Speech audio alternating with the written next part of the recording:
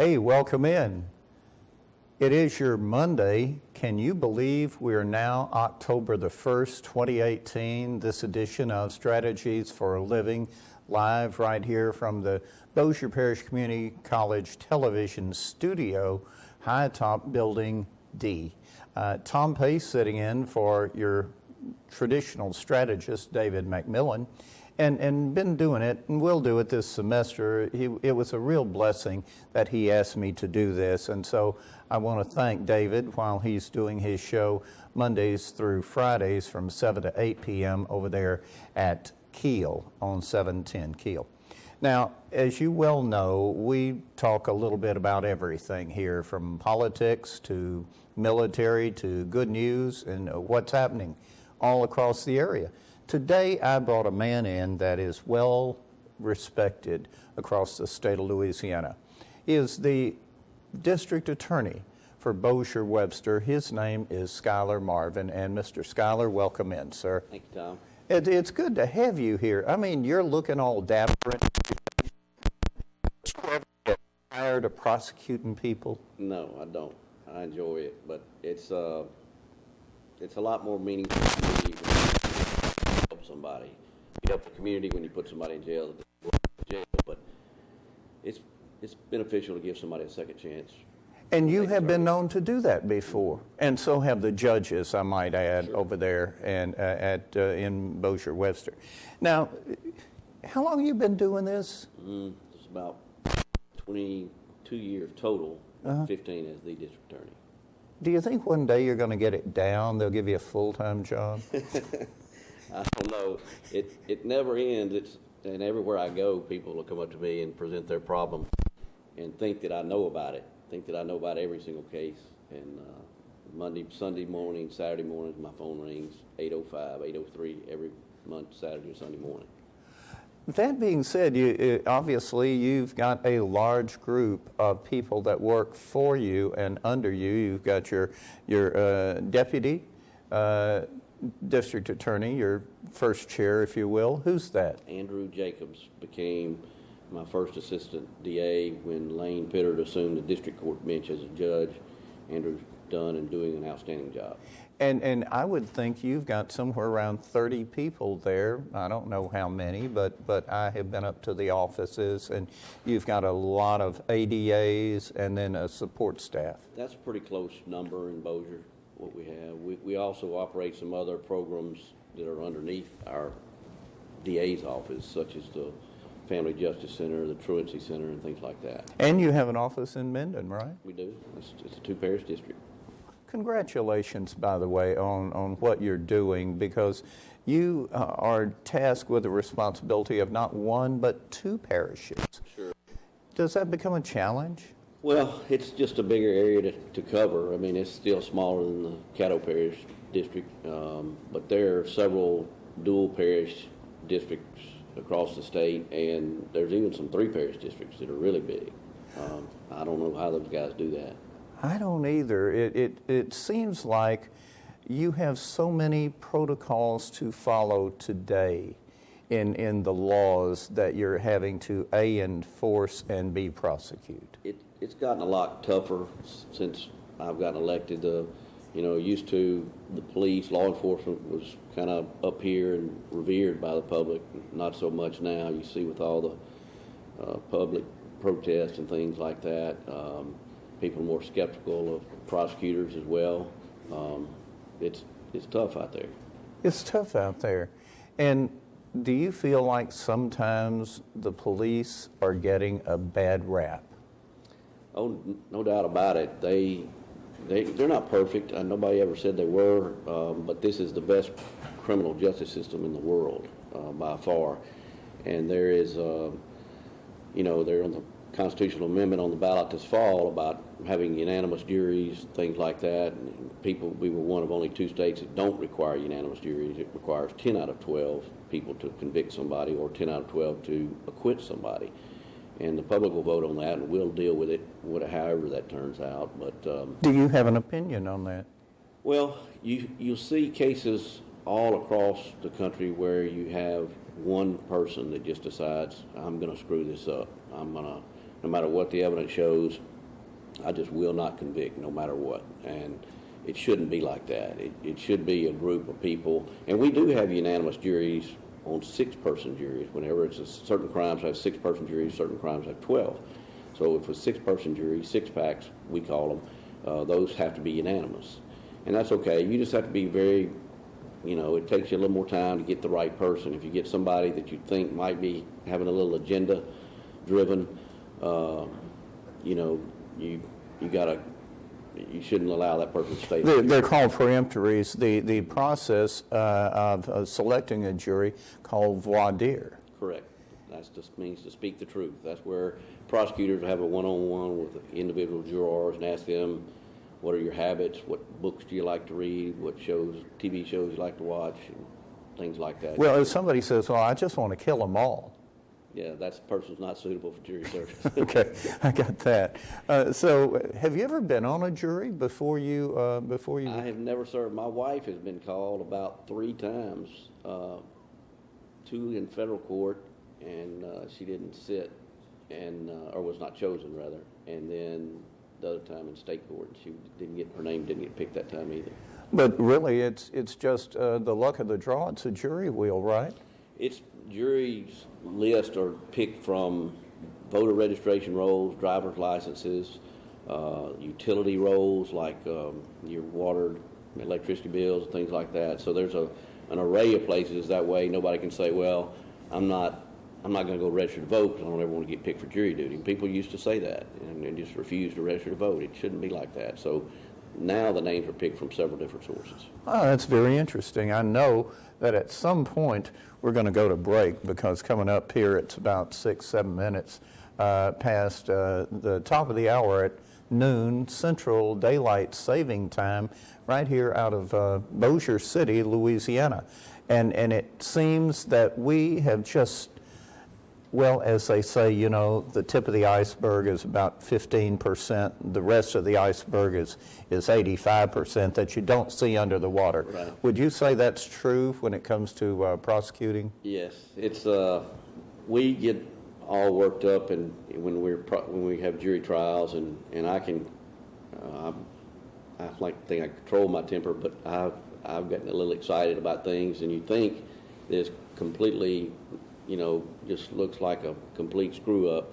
And after the trial's over with, the jury, you go back and talk to them, regardless of how it came out. You go back and talk to them, and they'll tell you, "Man, y'all got it going on here. Didn't have any idea. We ran this smoothly and everything." They think, "My God, it was almost a plane crash."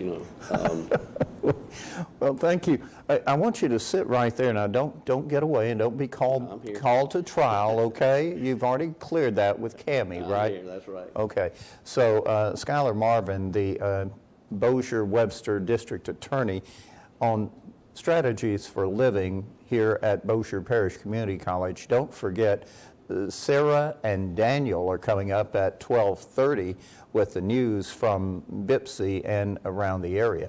But I'm Tom Pace, Strategies for Living, for David McMillan. If you'll just stand by, take a quick break.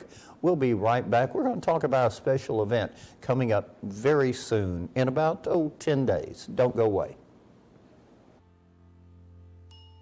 I am protecting life on our planet. Day by day, with every single thing I do. I conserve the world's biggest forests. I safeguard the rivers and oceans. I stand up for coral reefs, rainforests, tundras, deserts, and grasslands. I work with communities in the Amazon, the Arctic, the Congo, and the Himalayas. I collaborate with the biggest companies on Earth to make their processes and their products more sustainable. I influence governments to create policy that recognizes and respects The importance of nature. I give a voice to all animals who call Earth their home. I'm protecting life on our planet. But because I'm with WWF, I am not doing it alone. 6,000 staff. 6 million members. In over 100 countries. For more than half a century. businesses, foundations, governments, communities, individuals, and one iconic panda. Together, we are protecting life on our planet, including our own.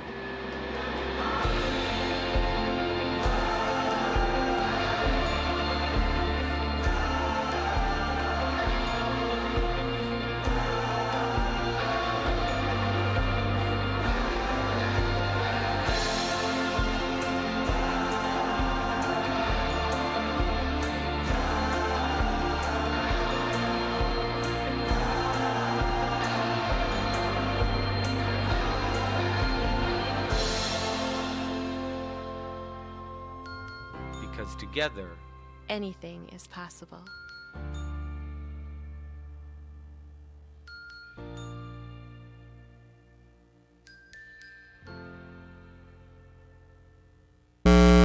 And welcome back. Strategies for a Living on this Monday, October the 1st, 2018. You do your math, and I forget when Thanksgiving is. It's the 24th, maybe the 25th.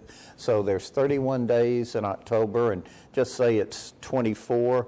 So you're about, 55 days away from Thanksgiving, and then the jolly old red giant comes down the chimney, and that's another, few more days, about 25, so 80 days till Christmas. I don't even want to talk about it. Strategies for a Living. Tom Pace, your guest strategist host for David McMillan here at Bossier Parish Community College Telecommunications Building. With the Bossier-Webster District Attorney, Skylar Marvin, the Honorable Skylar Marvin, I might say, Skylar. And wasn't your dad a great man in the judiciary? Tell us about, was it Corky? Corky was his nickname. He was the chief judge on the Second Circuit Court of Appeal, which is located in Shreveport, and it serves, I don't actually know how many parishes, but it goes all the way to the Mississippi River. So it's all of North Louisiana. That's the appellate court that handles all their appeals. He was a great man from everything that I have heard. I never got to meet him. Really? Yes. And he was a journalism major from Tech, so he loved to write, loved to read. I didn't catch either one of those characteristics, but he really liked to write legal opinions, and he always said there's no good such thing as writing, good rewriting. You have to write it, rewrite it, rewrite it, rewrite it. I am a poet, so I understand that. You don't just do the first draft. Right. You continually tighten it up and change words, correct? And less is better. Yes, it is. and ask Les Miles, or so he thinks. Anyway, so here's the deal. You've been doing this for some time, and you also have a love affair to help kids. And there is a 501c3 called the Family Justice Center. Is that right? That's correct. Tell me about that. We started that really about 9, maybe almost 10 years ago now, and only got it off the ground in the last 2 years. A lot of help from a lot of people, but Family Justice Center is a place where a person can go. It's usually a female, but it doesn't have to be, that wants to get out of a bad situation and needs a little help, needs a little boost. And the Family Justice Center will assist her. Does she need any limited medical care, limited dental care? Do her kids need to be transferred from one school district to another? Does she have a place to live? If no, we find her one. But it's to help somebody who says, I have had enough. And domestic violence many times. Almost all the time. Okay. And a lot of times people are reluctant to they think it's always going to be worse if they try to get out. Leave an abusive relationship, right. They're scared, is that right? Exactly. Have they been threatened? Does the other party? Well, we took care of that, kind of anticipated that, so Sheriff Whittington provides a full-time deputy there. Chief McWilliams of the Bossier PD provides a full-time city officer there, and they're there all the time, every second that we're open, and one of those two officers is generally there with a marked unit, and we have a security system in our facility and everything, which Willis Knighton was very generous to provide to us, and we're eternally grateful. Jim Elrod over there. Mr. Elrod's been great. I couldn't ask for a better. I don't even know if I call him my landlord because he doesn't make me pay for anything hardly, but he's a good man. We're lucky to have him. So now, it wasn't just, though, Bossier and Webster.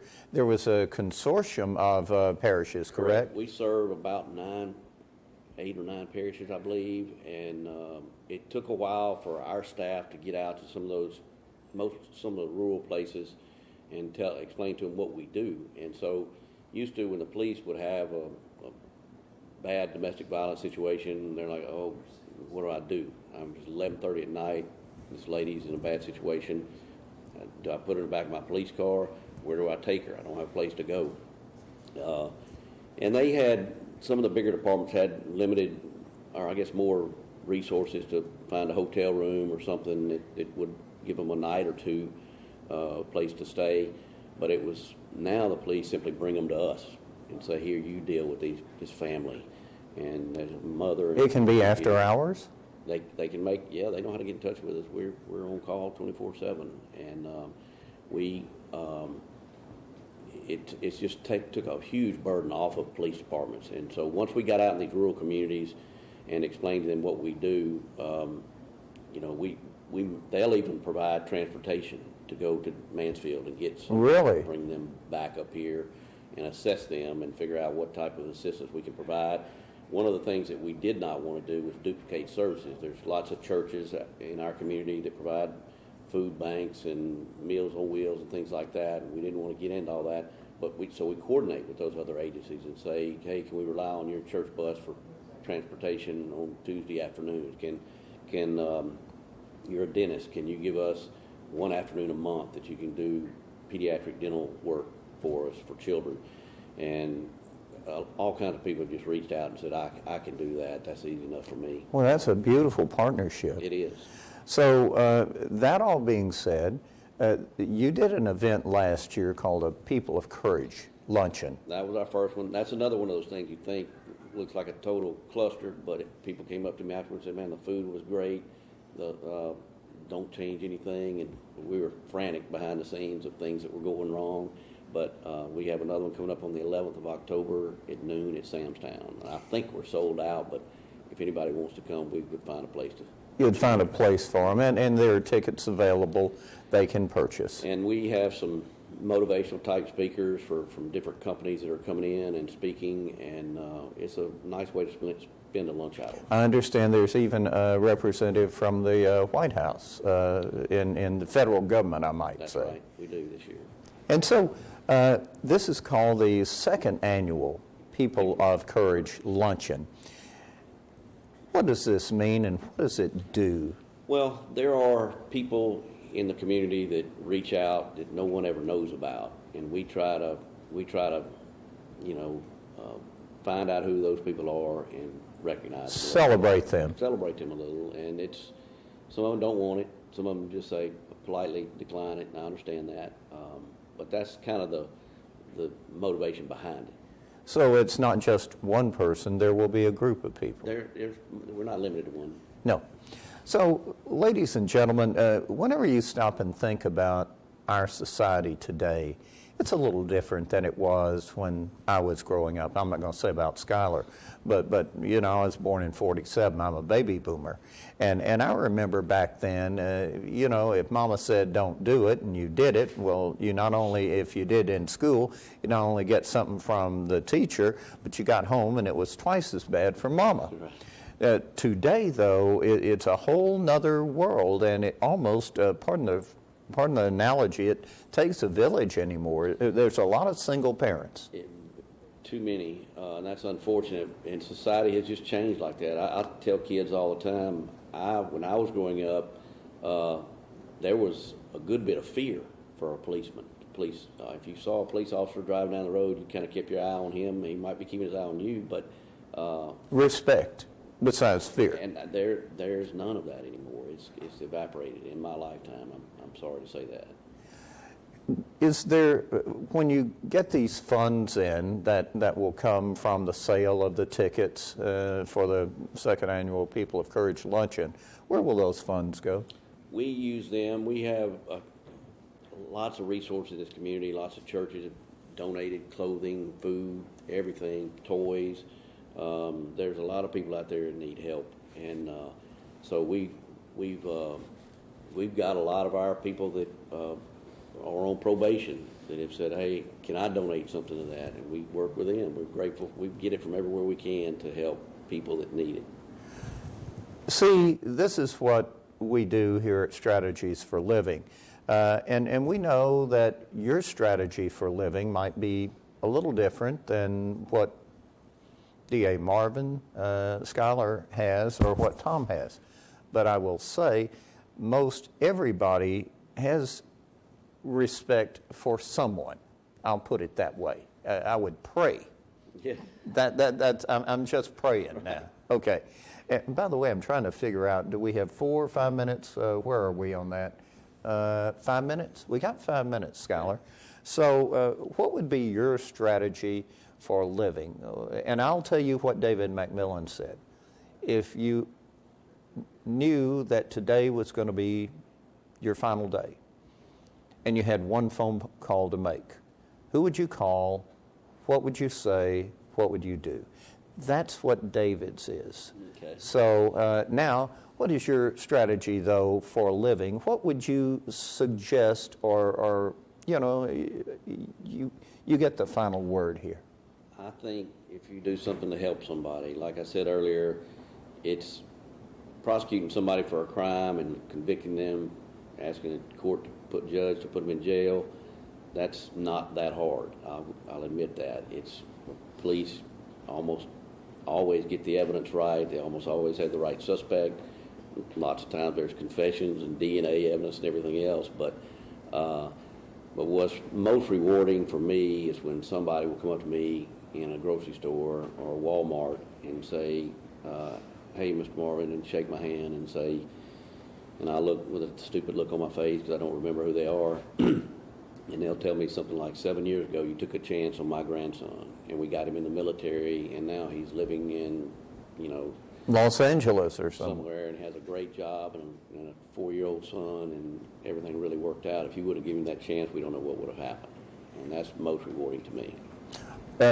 Isn't there a thing known as teen court or some sort of a court of peers of young people? Teen court is actually kind of funny for us to watch. It's made up, the jury is teenagers that have previously been in trouble. And once they've done their little sentence or whatever, they become jurors. And they are so tough on their fellow teenagers that get in trouble. It can be anything from a driving offense to, thefts, shoplifting type things, fighting in schools, anything. But the jurors I'd love to have them in district court all the time. They're just dying to convict somebody of something because they got convicted, I guess is why. But we have to go in there and tell them, hold on a minute, you can't really convict of this like a careless operation ticket because there is proof that an actual deer did run out in front of the car and cause the car to go off the road. Right. They still want to convict you for that. But they do a great job. That's a diversion program. It keeps people out of the court system. The last thing you want to do is have a person turn 18 years old and become a felon. That just, their chances for jobs, educational opportunities just goes down the drain if they're a convicted felon. And during teen court, if I'm not mistaken, there's kind of like a proctor. There's a judge many times. Bailiff. And the whole thing. So it's not like you just turn them loose. No, we got a judge in there that kind of keeps them straight in there. It's usually an actual judge or a retired lawyer or somebody like that. Jeff Cox, I think. All my judges have done it a time or two. but it's a great program. It really helps kids. I'm looking and I see 3 minutes through my nearsighted glasses. 3 minutes. So that being said, is there something that's special to you that you want to share with the people before we wrap up? And we understand giving somebody a second chance, that's huge. I've been blessed. I'm really grateful and humbled by the people giving me the opportunity to do what I do. I absolutely love it. People ask me all the time, do you want to be a judge like your father? No, I'm not. I'm not unbiased like he was. I'm very biased about certain things. I've got a wonderful family. I got 2 kids at LSU, which I need them to know. By the way, they won. They did. Big time game. Undefeated. Yes, 5-0. But having 2 kids at LSU, I'm going to start a night job doing something else. I might try to run you off the radio. Oh, sure. Hey, thanks a lot, Skylar. And I have my 3rd child's a sophomore in high school, and they're all healthy, and we're very blessed. So I'm grateful for that. Well, it's meant a lot to me for you to come here because you're talking to the people from the point of view of a human and not just somebody who's there to prosecute and put people behind bars. Right. Well, I appreciate those comments. Thank you. Thank you so much. I think we're about a minute or so away. In fact, I got the wrap signal, so I'm just going to say thank you very much for having us in your homes today on Suddenlink Channel 12, live from the BIPSI television control room studio. I'm Tom Pace from the Strategies for Living, and also Skylar Marvin, the Bossier Webster DA. God bless you all. We'll see you next Monday.